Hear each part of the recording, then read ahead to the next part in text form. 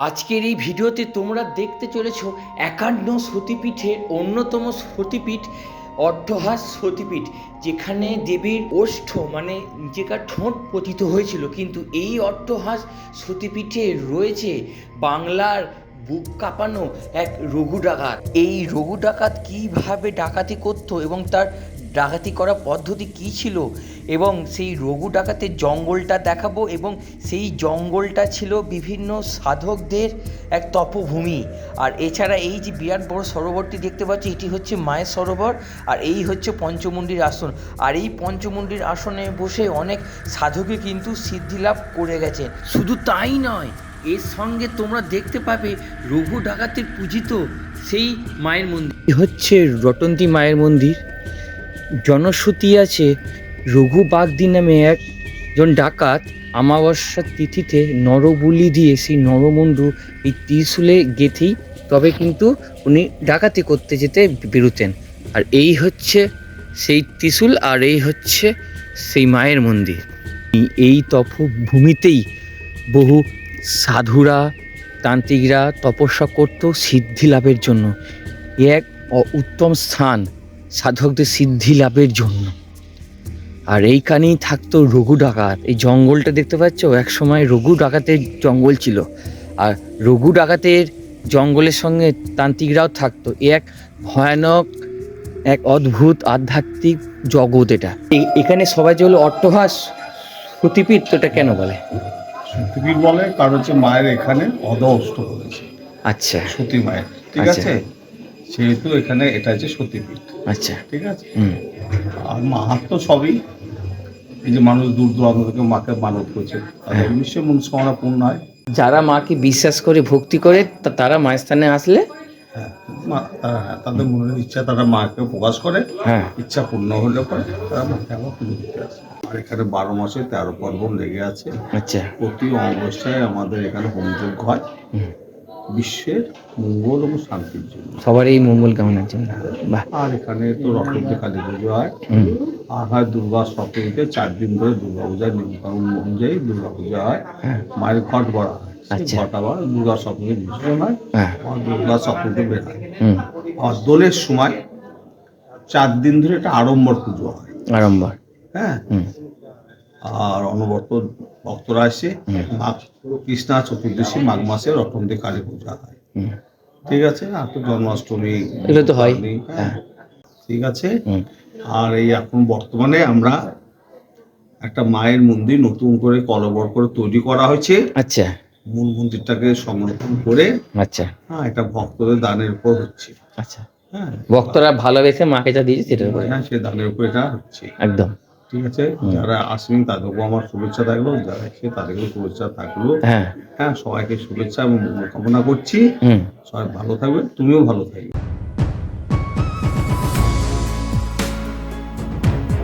বন্ধুরা, আমি আবারও চলে আসলাম কাটোয়াতে।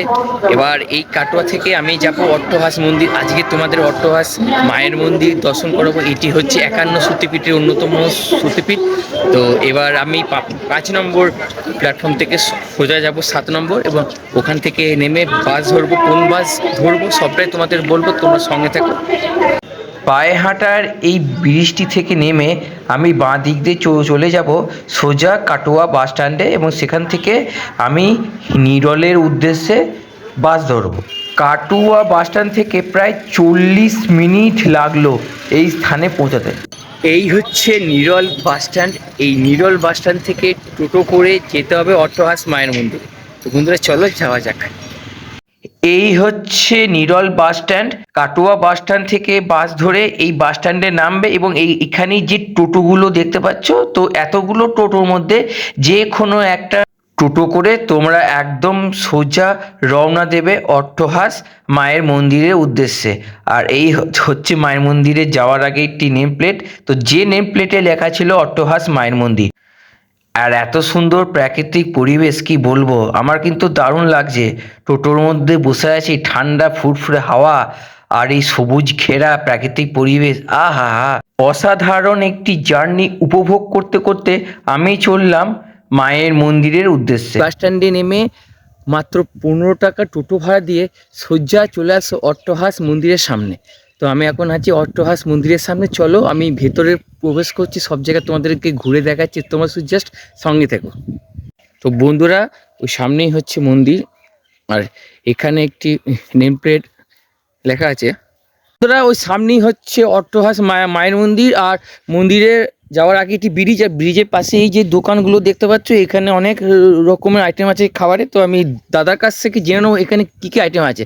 তো আপনার কাছে কি কি আইটেম আছে? আমার কাছে হবে আপনার মুড়ি হবে, হ্যাঁ, চপ হবে, আচ্ছা, ঘুগনি হবে, হুম, সবটাই নিরামিষ। আচ্ছা, এমনি আর তাছাড়া স্পেশাল চা। স্পেশাল চা, আর এমনি দুপুর বেলাতে মানে খাবার কিছু আছে? দুপুরবেলা এখানে সবাই মন্দিরে মায়ের ভোগই খেতে আসে। আচ্ছা, দুপুরবেলাতে মন্দিরে মায়ের ওই মায়ের ভোগে কিরকম কি লাগে কুপন বলতে পারবে? মায়ের ভোগে আপনার 50 টাকা করে লাগে। আচ্ছা আচ্ছা, দুপুরে মানে, আচ্ছা ওই খাবার দেয় মায়ের, নিরামিষ খাবার, বুঝলেন তো? আচ্ছা আচ্ছা, সব সব ভাত, নিরামিষ। ডাল তরকারি দুটো রকম বাহ। সবজি দেয়, তারপরে আপনার পায়েসও দেয়। হ্যাঁ, আচ্ছা, আর বলছি আপনার দোকানটা কখন খোলে কখন বন্ধ হয়? সকাল 7টায় খুলি আচ্ছা, আর সন্ধ্যে 7টায় বন্ধ করে দিই, তখন তো একদম। লোকজন থাকে না, মন্দির থেকে চলে যায়। আর এই এমনি মায়ের মন্দির আর আপনার দোকান প্রায় সব দিনই খোলা?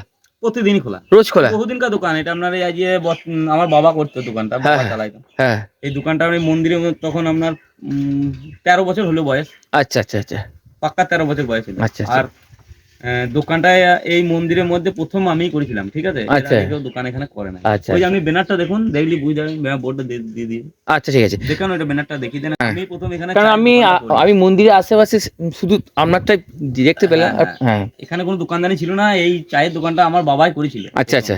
তারপর বাবা এখন আর বসে না, বয়স হয়ে গেছে, হ্যাঁ, হ্যাঁ, আমি টুকটুকে চালাই। আচ্ছা আচ্ছা, খাবার আইটেম ভালো, এটা আবার গ্যারান্টি। হুম, হ্যাঁ, এই তো আপনি চোখের সামনে দেখতে পেয়েছেন। হ্যাঁ, আমাকে এখানে অনেকগুলো খাবারের আইটেম আছে। তেলে ভাজা, হ্যাঁ, মুড়ি হবে, দেখুন ঘুগনি। আচ্ছা, এখানে এটা ঘুগনি হবে। মুড়ি আছে। হ্যাঁ, চপ। হ্যাঁ, হুম, আবার এই পাশে এটাও আমার, এই মাছ আছে পুকুরে, বিস্কুট ফিস্কুট সব। এই এই এই সামনে মাছ আছে। হ্যাঁ। এই হচ্ছে ঈশানী নদী। এখন যেহেতু শীতকাল, তাই নদীর জল নেই, বর্ষাকালে প্রচুর জল কিন্তু হয়। আর আমি এখন আছি সেই ব্রিজের একদম সামনে। তো দেখো, যেখানে সতীপীঠ থাকে তার উত্তরবাহী নদী থাকে, আর এই উত্তরবাহী নদী হচ্ছে ঈশানী নদী। এটা কিন্তু উত্তরবাহী নদী, ঠিক আছে? আচ্ছা, চলো আর সামনের দিকে যাওয়া যাক। সামনে স্বয়ং দেবাদিদেব মহাদেবের একটি মূর্তি আছে, একদম সতীকে কাঁধে করে নিয়ে, সেই মূর্তিটি দেখো।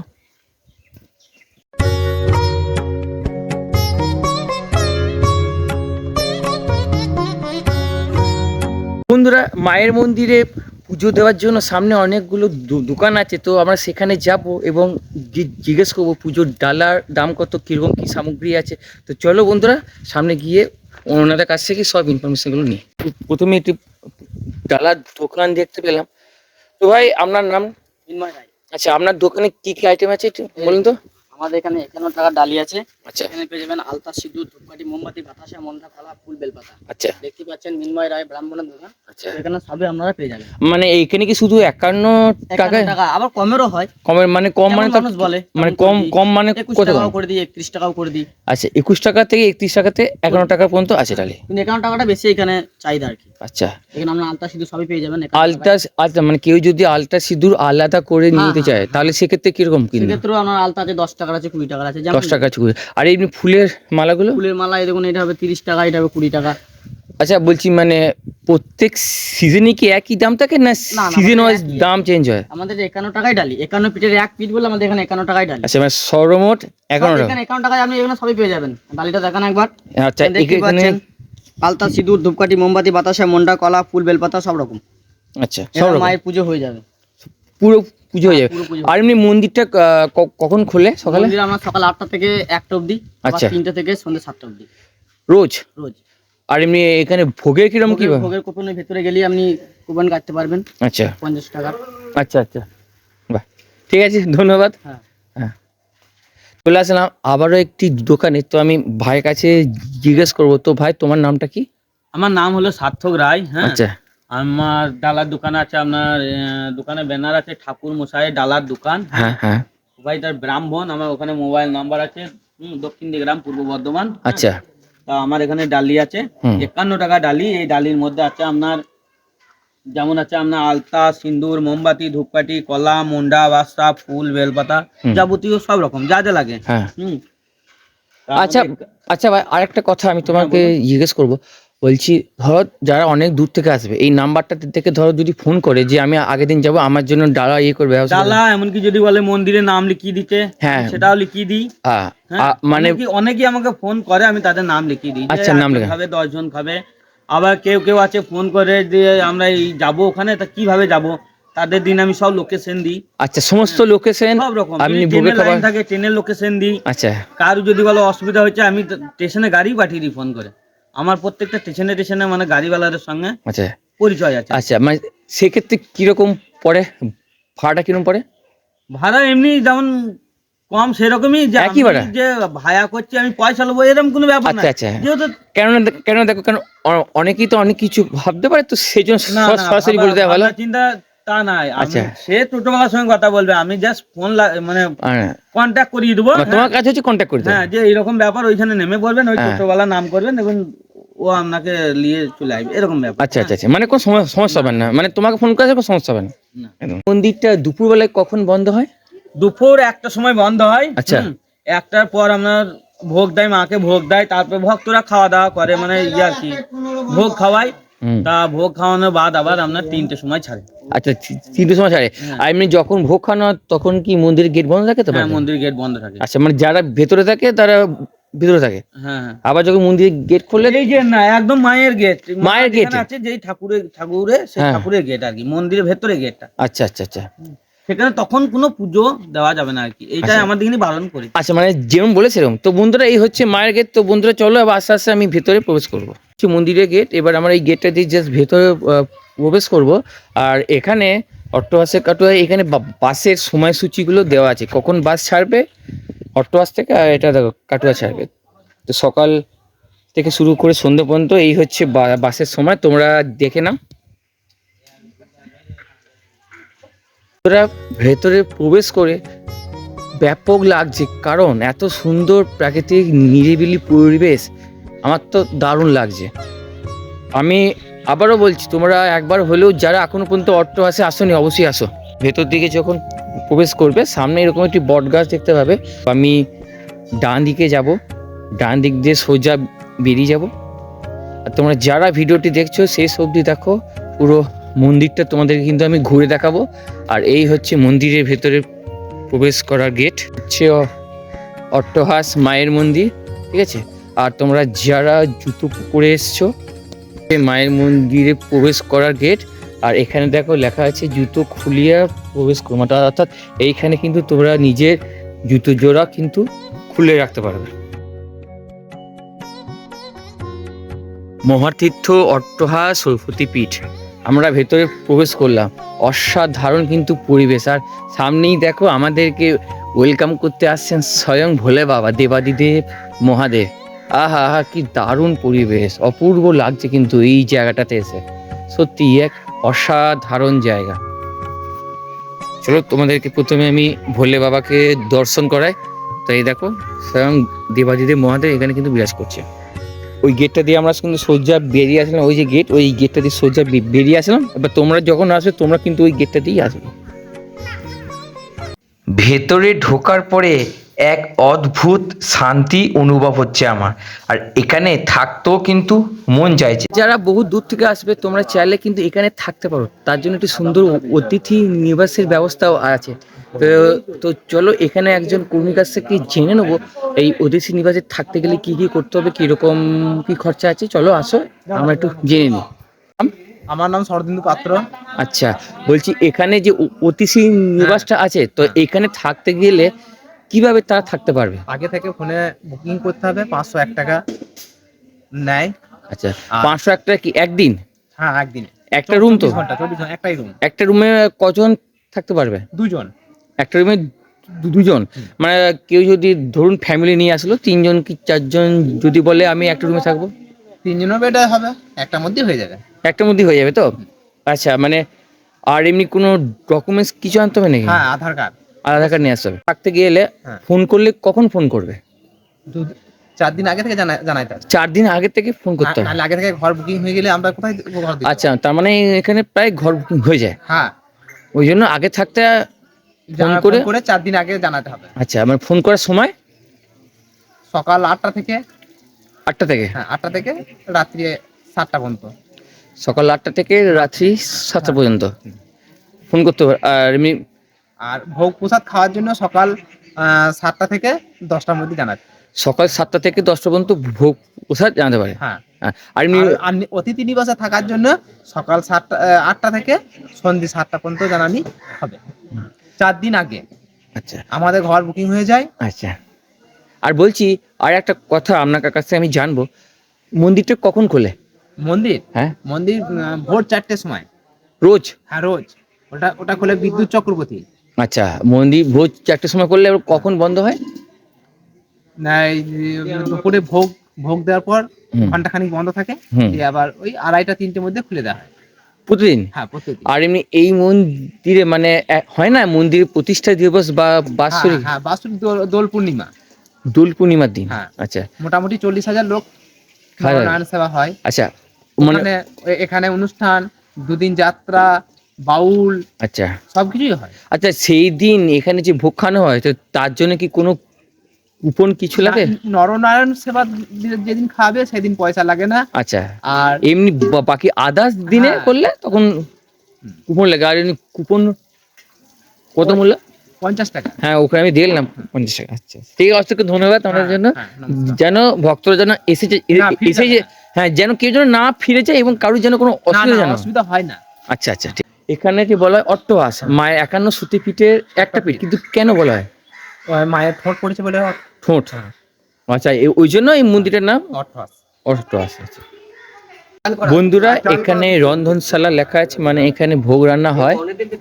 তো দেখো এখানে 3টে রন্ধনশালা আছে, মানে এখানে ভোগ রান্না কিন্তু হয়। ঠিক আছে, সামনে একটি খুব সুন্দর আটচালা আছে, এই যে আটচালা। তো চলো আস্তে আস্তে আমরা এই আটচালার ভেতরে প্রবেশ করব, কারণ ভেতরে প্রবেশ করতেই আমার দেয়ালে নজরে পড়লো এই অট্টহাস মন্দিরের রহস্য বা ইতিকথা। ইয়েস, এই মন্দিরের যে রহস্য আছে তা কিন্তু এই দেয়ালে ছবির আকারে কিন্তু তুলে ধরা হয়েছে। তোমরা আগে যারা মায়ের মন্দিরে এসছো তোমরা তো মোটামুটি সবই জানো, এবং তোমরা যারা নতুন আসবে কিছু নিয়ম কিন্তু তোমাদেরকে মেনে চলতে হবে এই মন্দিরের একদম মায়ের গর্ভগৃহের সামনে। আর এখানে অনেক কিছু লেখা আছে, যে লেখাগুলো আমি তোমাদেরকে একের পর এক দেখাবো, তোমরা একটু পড়ে নিও। কিন্তু তার আগে আমরা প্রথমে দর্শন করব মায়ের ভৈরবকে। তো ইনি হচ্ছেন মায়ের ভৈরব। তো তোমরা সবাই মিলে মায়ের ভৈরবকে তো দর্শন করলে, এবং এখানে আরেকটি লেখা আছে যে এই সতীপীঠে কিন্তু আস্তে আস্তে কথা বলো, অর্থাৎ কোনো উত্তেজনা বা উশৃঙ্খলা যেন না হয়। আর এখানে আরও অনেক কিছু লেখা আছে যেগুলি তোমরা একটু পড়ে নিও। আর এখানে দেখো, এখানে খুব সুন্দর একটি লেখা আছে, এটাও তোমরা পড়ে নিও। এই মন্দিরে একদম গর্ভগৃহের ভেতরে কিন্তু ছবি তোলা কোনোভাবেই কিন্তু পারমিশন নেই। তাও আমি তোমাদেরকে একবার লেখাটা দেখিয়ে দিচ্ছি, দেখে নাও। মহাতীর্থ অট্টহাস সতীপীঠ, প্রতিদিন দুপুরে ভোগ প্রসাদ পেতে হলে সকাল 10টার মধ্যে জানাতে হবে। কোথায় জানাতে হবে আমি তোমাদেরকে একটু পরে তোমাদেরকে দেখাচ্ছি। আর তার আগে এই যে লেখাগুলো দেখতে পাচ্ছ, এই লেখাগুলো কিন্তু ভালো করে দেখবে, এই কথাগুলি মেনে তোমরা চলবে। ভোগ প্রসাদ আর কুপন হচ্ছে এই দিকে, মানে তোমরা এখান থেকে কুপন সংগ্রহ করতে পারো ভোগের জন্য। তোমরা যারা ভোগের জন্য কুপন সংগ্রহ করতে চাও, এই যে যোগ্য বেদিটি আছে এটির সামনে অফিসটা। যারা ভোগের জন্য বা যে কোনো সমস্যার জন্য যদি তোমরা অফিসে কথা বলতে চাও, তাহলে এই নাম্বারটাতে তোমরা ফোন করতে পারো। এখানে যজ্ঞ বেদি আছে, এখানে হোম যজ্ঞ হয়, দেখতে পাচ্ছ। খুব সুন্দর একটি জায়গা, পবিত্র স্থান এটা।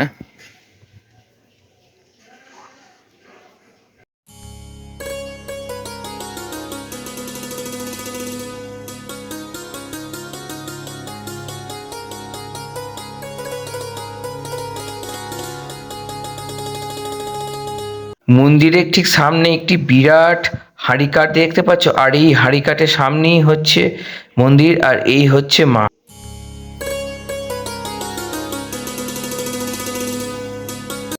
আমি অনেক কষ্ট করে ওনার সঙ্গে কথাবার্তা বলে একটুখানি জাস্ট মাকে তোমাদেরকে আমি দর্শন করতে পারলাম। তিনি মহারাজ, সেই মহারাজের কাছে আমি এখন কিছু কোশ্চেন করব, মানে কিছু কথা আর কি জিজ্ঞেস করব তোমাদের উদ্দেশ্যে। তো শোনো মহারাজ কি কি বলে। প্রণাম মহারাজ, আপনার নাম?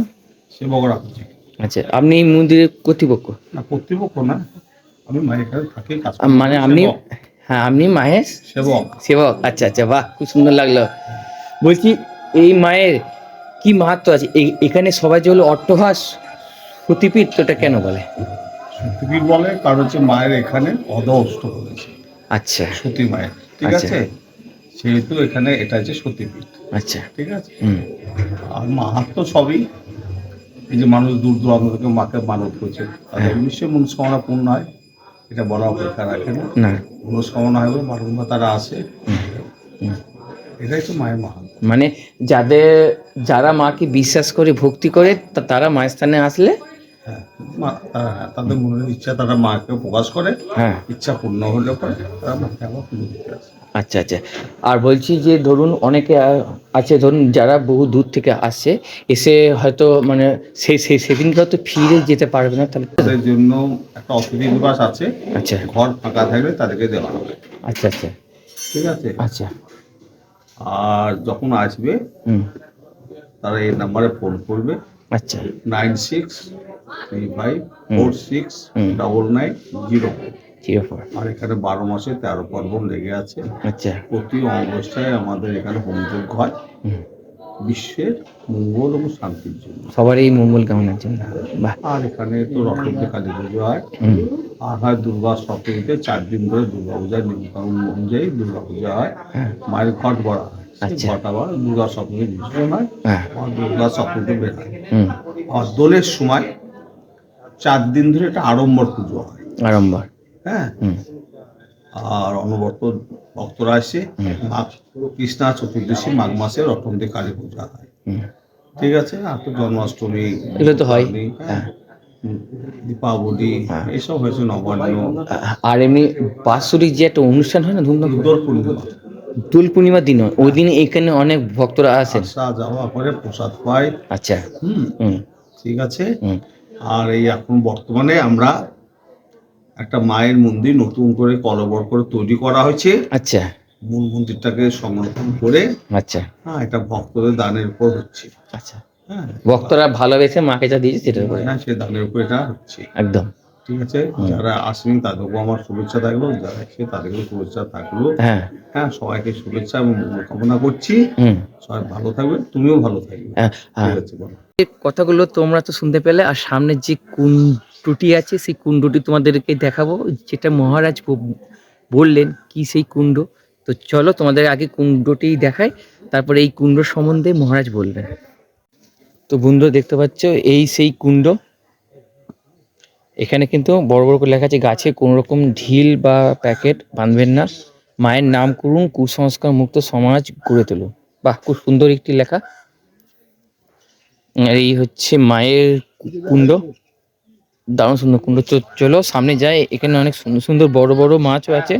মানে মাছকে খাবার দেওয়া যায়, মানে বিস্কুট দেওয়া যায়। তো আমিও বিস্কুট দেবো, দেখি খাই কিনা, তোমরা দেখো খাই কিনা। তো দেখো এখানে অনেকগুলো মাছ আছে, তো আমি দিই মাছকে খাবার, দেখি খাই কিনা। তো আমি দিলাম, দেখা যাক খাই কিনা। এই দেখো দেখো, ঠিক খেয়ে নিল, দেখলে? মাছকে খাবার দিলাম, মাছ কিন্তু খেয়ে নিল। ছোট মাছগুলোকে খাবার দিয়ে বেশ ভালো লাগলো। কিসে ভালো লাগছে তোমাকে আমি বলে বোঝাতে পারবো না তোমাদের। এখানে একটি বড় সরোবর দেখতে পেলাম, ওটা কিসে? ওটা মায়ের সে কুণ্ড, আগে মায়ের ওই কুণ্ডুর জল দিয়ে সবকিছু হতো, তখন কল টল ছিল না, হুম। এখন কল টল হয়েছে, হ্যাঁ। হুম। আগে মায়ের কুণ্ডতেই জল নিয়ে সব মায়ের কাজকর্ম এখানে হতো। আচ্ছা আচ্ছা আচ্ছা। এই যে মায়ের কুণ্ড। অসংখ্য ধন্যবাদ আপনাকে, অনেকটা মূল্যবান সময় আমরা নষ্ট হলো। মায়ের কুণ্ডটি তো দর্শন করলাম, এবং এখানে এই কুণ্ডের যারা বাসিন্দা সেই মাছেদেরকে খাবারও দিলাম। তো চলো এবারে আস্তে আস্তে আমরা একটি বিশেষ স্থানে প্রবেশ করব, এবং সেই স্থানের কী ঘটনা আছে, কী মাহাত্ম্য আছে, সবটা আমি তোমাদের সামনে তুলে ধরছি। তোমরা শুধু একটু সঙ্গে থেকো, তোমরা সঙ্গে থাকলে আমার আর কিছুই চাই না, তোমরাই আমার শক্তি। এখানে একটি সাধকের সমাধি স্থল আছে, তো তো তোমাদেরকে আমি সেই সমাধি স্থলে দেখো নিয়ে যাচ্ছি। তো দেখো এখানে লেখা আছে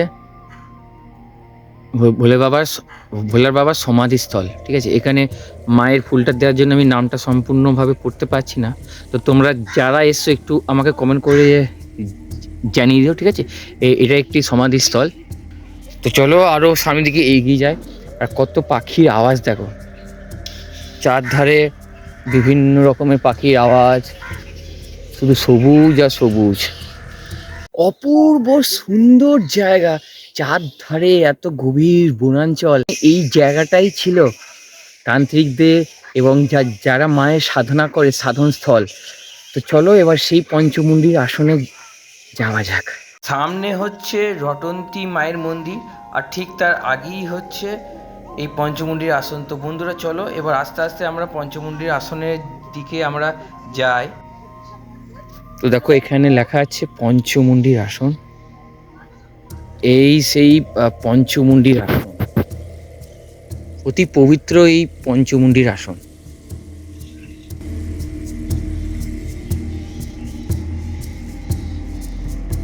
আমি এখন আছি পঞ্চমুণ্ডির আসনের সামনে। এই আসনটি খুবই গুরুত্বপূর্ণ, বিশেষ করে সাধকদের। এই পঞ্চমুণ্ডির আসনে বসে সাধনা করতে গেলে সাধককে এক বিশেষ স্তর অর্জন করতে হয়। তো সেই স্তরে পৌঁছালেই তবেই তারা এই পঞ্চমুণ্ডির আসনে বসে তারা সাধনা করতে পারে। আমি তোমাদেরকে নিয়ে যাব সেই রঘু ডাকাতের পূজিত কালী মায়ের কাছে, রটন্তী মায়ের কাছে। এই স্থানে রঘু ডাকাত ডাকাতি করতে যাওয়ার আগে নরবলি দিয়ে মাকে পুজো দিয়ে ডাকাতি করতে যেত। তো চলো সেই স্থান তোমাদেরকে দেখাই, আর সেই মন্দিরও এখন আছে, তো চলো তোমাদেরকে দেখাই।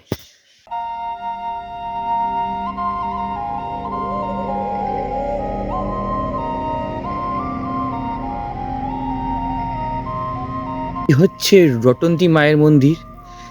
জনশ্রুতি আছে রঘু বাগদি নামে একজন ডাকাত অমাবস্যার তিথিতে নরবলি দিয়ে সেই নরমুণ্ডু এই ত্রিশূলে গেঁথেই তবে কিন্তু উনি ডাকাতি করতে যেতে বেরোতেন। আর এই হচ্ছে সেই ত্রিশূল, আর এই হচ্ছে সেই মায়ের মন্দির।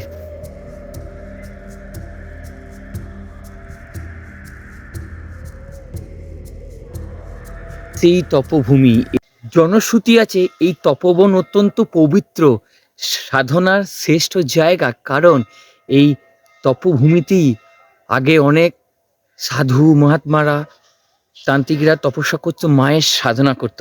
আর এই তপভূমিতে থাকতো ভয়ঙ্কর রঘু বাগদি নামক একজন ডাকাত, যিনি প্রত্যেক অমাবস্যাতে একজন মানুষকে নরমুণ্ডু দিয়ে ত্রিশূলের মধ্যে গেঁথে তারপরে উনি ডাকাতি করতে যেতে বেরোতো। তো এই হচ্ছে সেই জঙ্গল, রহস্য রোমাঞ্চ সব কিছু পরিপূর্ণ, আর তার সঙ্গে আধ্যাত্মিকতা তো আছেই। বিটার পর একটি ঘন বন, ঘন জঙ্গল একদম, দেখো দারুণ সুন্দর জায়গা। আমার তো বেশ ভালো লাগছে, তোমাদের কেমন লাগছে আমাকে একটু কমেন্ট বক্সে জানিও। সত্যি অসাধারণ জায়গা, অসাধারণ পরিবেশ। এই ছিল আজকের ভিডিও। এই ভিডিওটি তোমাদের কেমন লেগেছে আমাকে কিন্তু কমেন্ট করে জানাও, কারণ তোমাদের করা প্রতি কটা কমেন্ট আমাকে অনেকটা উৎসাহিত এবং আনন্দিত করে। তোমাদের সঙ্গে দেখা হচ্ছে পরবর্তী ভিডিওতে। বন্ধুরা টাটা।